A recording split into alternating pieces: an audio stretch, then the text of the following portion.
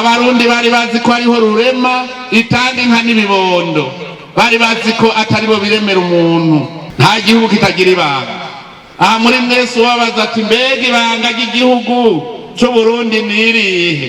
Nagira ndababwire ibanga rya mbere ryatunze Uburundi no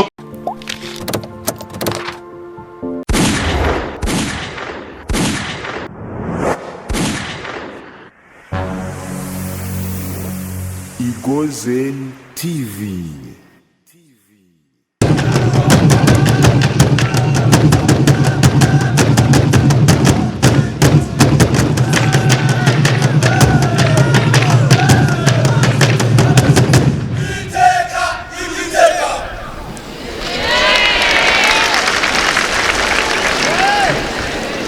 Nyakubahwa mwese, uyu munsi urivuga kandi ndetse nta majambo menshi ahari kuko ibikorwa bizokorwa ngaha nivyo bifise amajambo.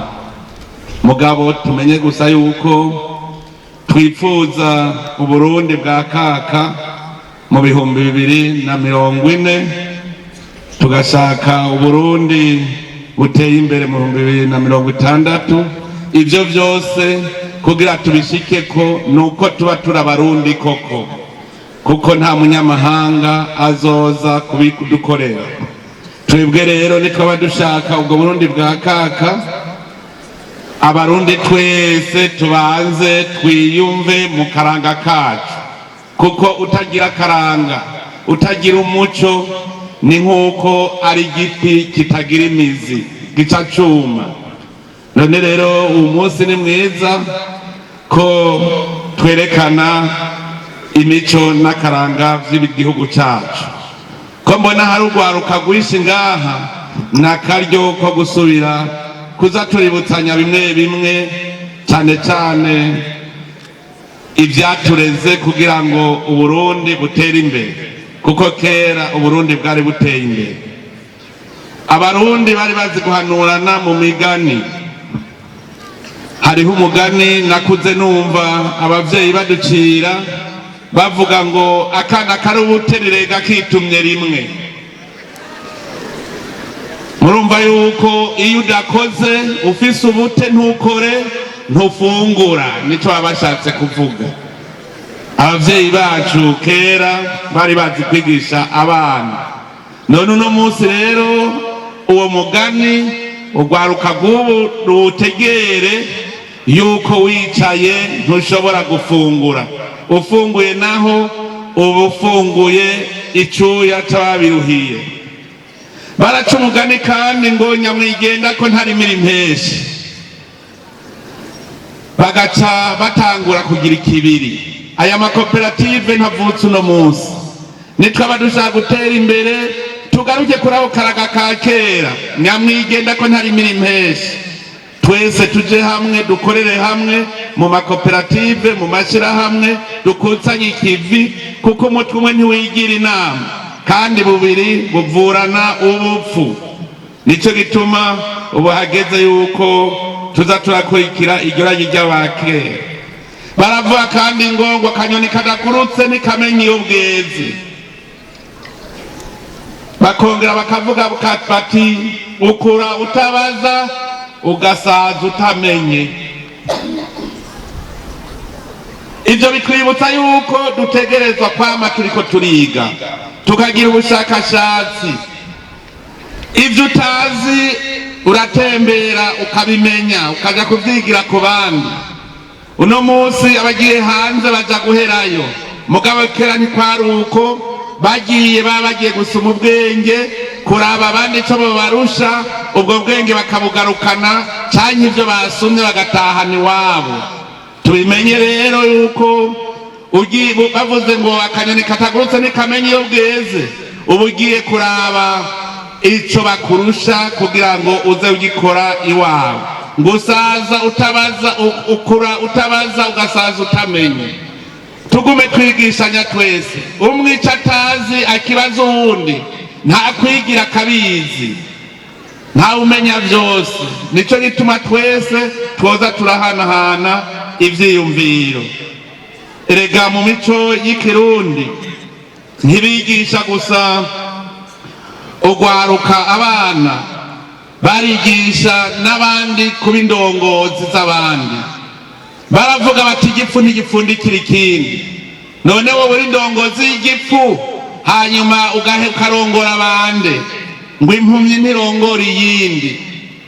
Indongozi ngaha zisabwa yuko zitegereza kuba zikanura kurusha abo zirongoye kugira ngo babarongore bafise iyo babajana. Nk'ubu twaramaze kubona imbono y'akazoza Uburundi buri mu 2040 turabona Uburundi. None ubwo indongozi ziriko zereka bene gihugu ingene boshikayo, wewe woshikayo gute? Umwe wese yumvire mu mwaka wa 2040 azoba ameze gute? Ko twamaze kuvuga ko ari igihugu kizoba cifise, wewe uzoba wifise. Mu minsi heze nagumye ndabahimiriza nti umwe wese ategerezwa kurondera ikimubesha ashoboye gufungura yongera ronke n'udufaranga twomusahiriza mu buzima bwiwe. Ndiko ndabigisha ubworozi bw'urukwavu, abantu benshi barabitwenze mugabo bamaze kubitungiramwo ni benshi. Hariho umuhinga aheruka kuza mu Burundi n'ubu namwakiriye mu gitondo, niwe yambwiye neza yuko utanguje inkwavu 5 mu mwaka ushobora kuba ufise miliyoni 5 z'amahera. Ivyo rero abantu ntibabizi, reka tuze turigishanya kuko namusavye yuko anyigishiriza ugwaruka cyane cyane rwo rukibasha. Nimwiyumvire ahambwira yuko iyororero ry'iwanje asanze rishobora kuzoza riraronka inkwavu 2,000 mu kwezi. Mwumva amahera nganiki. Tuze turigishanya kugira ngo twese turonke duteza imbere. Iyo wateye imbere garuka kubereka abandi ingene bashobora gutera imbere. Barigisha kandi indongozi yuko zitokwikunda, zokunda abandi. Nico gituma n'umuvyeyi bariko yamukeza ariko bavuga ngo avyare benshi, bavuga ngo hakurira ku rutaro urire ku rutoki. No kuvuga yuko si bya bintu ngo ndabwibanze. Mugabagabo b'ibigaba bacavuga ngo umugabo w'ikitazi basigariza umwana atahaza. Uwo mugani ngira ngo niwo abantu bamwe b'indongozi baraba. Ngo amazi abaye make ahebegwa imfizi. Ayo migani tuyihebe ni migani y'ubu kugira ngo abantu bige kuryajyanya. Uno munsi tuvuga tuti hakurira ku rutaro urire ku rutoki, no kuvuga uri ndongozi uhera ku burongoye. Bakavuga bati indero y'umwana iva hasi. Intumbero yirihayanwa no kwigisha. Cyane cyane ndanezerewe kubona ugwaruka gwaje ngaha ari gwishi. Indero y'umwana iva hasi, iva ku ziko. Abavyeyi babimenye bigisha abana. Ndavyibuka kera abavyeyi twicaye haziko baratwigisha bati nta mwana yibaraguza, nta mwana avuga ivyo yariye. Bakigisha no kurya mu rupfasoni yuko kizaya kuganyaguza, atawuvugana indya mu kanwa. Ivyo byose vyari vyigwa bigisha haziko. Indero y'umwana rero agacakura afise indero nziza. None nk'ubu murazi igituma bavuga bati kirazira ko umwana avuga ivyo bafunguye iwabo, agiye aribaraguza vyaratuma injyane mu muryango.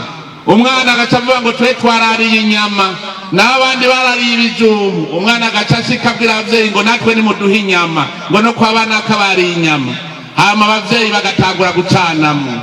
Nico gituma cazira ko umwana yibaraguza avuga ivyo yafunguye.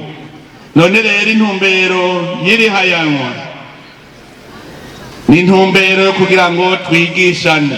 Dufise intumbero yuko twerekana no guha agaciro itunga kama ryaranze basokuru. Basokuru bari bazi gukora. Bamwe bamye baduca imbere, namye mvuga ntico ntabonye n'umuvuba. Umuvuba ni ihinguriro ryahingura amacumu n'imiheto, babihingura mu butare bwacu. Aha hariho ugwaruka rutazi citwa ikirimyo. Ikirimyo nico cabaza ubwato, kikabaza ingoma, kikabaza amasekuru. mugabo cyacugwa n'abacuzi mu butare bwacu, kandi baramenya yuko bazogana bakagira ubwato. Imangu hariho abana batazi imangu icyo ari cyo. Imangu niyo yakora izo mpuzu z'igiti mubona. Mu Burundi twari dufise Afritextile. Dushingiye ku mico ya kera rero tugarukana ubwo bwenge tugasubira gukora kugira ngo dutere imbere. Iri hiyanishwa rero niriha agaciro iryo tunga kama ryaranze basokuru. Nukumenyekanisha kandi imigwi ndagakaranga kugira ngo biyumve yuko iyo mpano batatoranye akaranda, batoranye impano nziza kuguma bigisha icaranze Uburundi. Iri hayanishwa kandi rizokwigisha bubu kumenya imico yacu, imico yaranze Uburundi. Twongere rero twibutsanye n'ibanga ry'igihugu. Nta gihugu kitagira ibanga. Aha muri mwese wabaza ati mbega ibanga ry'igihugu cyo Burundi nirihe? Nagira ndababwire ibanga rya mbere ryatunze Burundi no kubera Imana yamye ifise ikibanza gikomeye mu migenzo y'ikirundi. Abarundi bari bazi ko ariho rurema itanga inka n'ibibondo, bari bazi ko atari bo biremera umuntu. Imana nayo imaze kwimenya iraguhezagira ikongera ikaguha n'ubwenge bwo gutera imbere. Uburundi kandi ibanga ry'Uburundi n'ingene Uburundi bwarongorwa. Uburundi umurongozi yari umuvyeyi, nico gituma umwami w'Uburundi bamwita Sebarundi. Ako nakaranga n'ibanga ry'igihugu ryigisha indongozi z'ubu kuba abavyeyi. Irindi banga ry'Uburundi bwari ubumwe bwaranga Abarundi. Jewe nkiri muto nahora mbona ba data wacu bene abo na basogokuru bama bateramira hamwe bagasangirira hamwe ku mbuga. Umwe ahishije arabika urwagwa rw'umuryango kandi wasanga ariko rwagwa ruryoshe. Nico gituma bavuga ngo akanywa ababo abandi bagiye. Ivyo byose ni ibanga ry'igihugu cy'u Burundi. Gufatana mu nda ryari ibanga ry'igihugu cy'u Burundi kuva kera na rindi. Nta muntu yiyubakana inzu, bose baca bakoranira hamwe bakayubaka. Ndashima ko karanga ntikaraherengetera mu gihugu cyacu kuko n'ubu turamaze kubibona ko atawiyubakana inzu. Utanguye kubaka bakubwira ngo kutambwiye ngo ndafise agafuko k'isima kajya n'akaraga gakomeye cyane wo gufatana mu nda. Irindi banga ry'Uburundi yari ibikorwa. Abarundi barakunda ibikorwa cyane, ntibashobora kuryama badakoze igikorwa. Ndetse niyo hageze yuko umuhungu bamukwera umugeni barondera umukobwa w'umukozi bavuga ngo arashikura umushike. Abarundi bari abakozi. Uno munsi kirazira ko rero ko turera ibinebwe tuje kuri ako karanga karanze Abarundi ariho katumye igihugu cyacu cubakwa. Iri hayanisha kandi rizokwigisha abubu kwiyumvira ico bateza imbere. Umwe wese aza ariyumvira ico muteza imbere. Hajya abazanye n'ivyo bahinguye kandi umwe wese hajya arazi ico akuramwo. Dutangure gukunda ibyacu. Aha ntihabuze muri mwebwe abasigaye barira umutsima ku isahani kandi kera umutsima wariribwa mu cibo.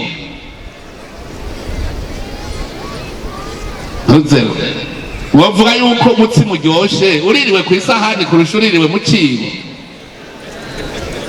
Dukunda ivy'iwacu, twambara ivy'iwacu, dukoresha ivy'iwacu, tubikunde. Ndabashimiye ko mwaje kwerekana ivyo mwihinguriye kuko ibi nyene nivyo bizotuma vyerekana Uburundi carico. Ushoye ikintu akavuga bati iki ni iki Burundi, iki ndazi ko ari iki Burundi. Igiseke cy'i Burundi ntigisa n'ibindi biseke. Akantu umwe wese akora igituma babona bati iki nico kiranga Uburundi. None rero ndabakengurukiye cyane kubera iri hayanishwa cyane cyane mwebwe ndongozi mwaje gufata mu mugongo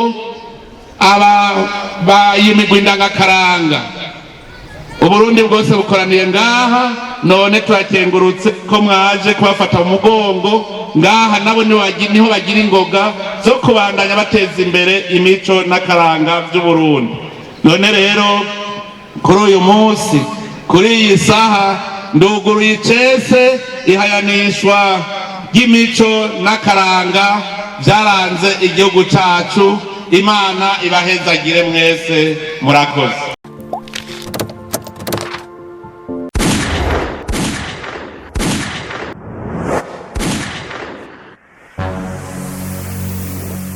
Egozen TV.